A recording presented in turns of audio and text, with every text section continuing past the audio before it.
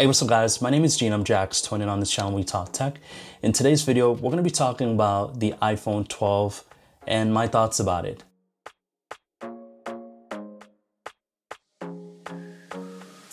Now, I've been meaning to do this review for a few weeks now, but to be honest, I was not sure what to say. Today, I finally have my thoughts together on the iPhone 12. A few weeks back, I picked up the purple iPhone 12.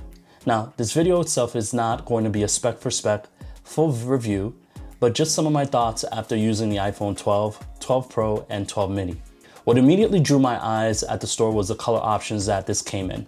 Taking a quick look, the iPhone comes in 6 colors. It sports a 6.1-inch Super Retina XDR display, 5G speeds, Face ID, the dual 12-megapixel camera system, which includes night mode, 4K video recording up to 60 frames per second, 1080p slow motion recording at 120 or 240 frames per second, MagSafe wireless charging, and is IPS rated.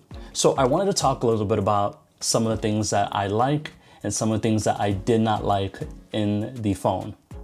Now, spec-wise, what I liked about the phone spec-wise was the fact that it wasn't too far off from the Pro version. Now, some of the differences were minor. It has some of the same battery specs as the Pro version. It has some of the same features that you would find in the iPhone 12 Pro and the 12 mini.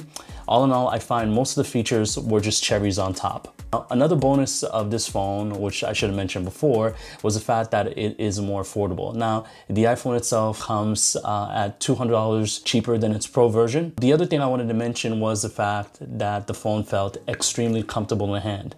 Now, if I had to rate this from 1 to 3, I would say that the iPhone mini is by far the more comfortable iPhone to hold.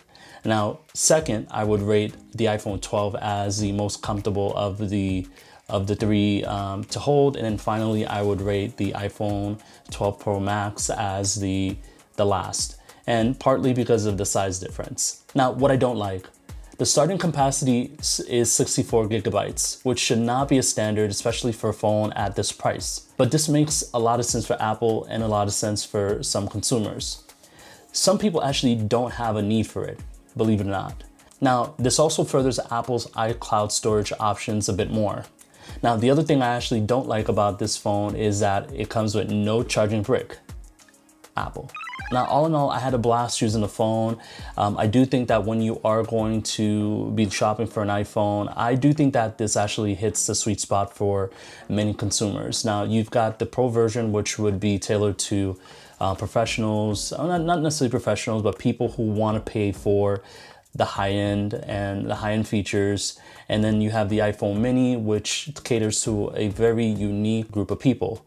Now, what the beauty about the iPhone 12 is that it's smack in the middle. You get a little bit of both. You're not too far off from the Pro, but you also get some of the functionalities of the mini. Now, at the end of it, I do think that this phone is probably the phone for most people if you are ever shopping for an iPhone 12. But I just wanted to ask you guys, what do you think? For a lot of the iPhone 12 users, what are your favorite features about the iPhone? What are some things that you don't like about the iPhone 12? I'd love to hear your comments down below, and please check out my other videos. Please consider subscribing, and until my next video, peace.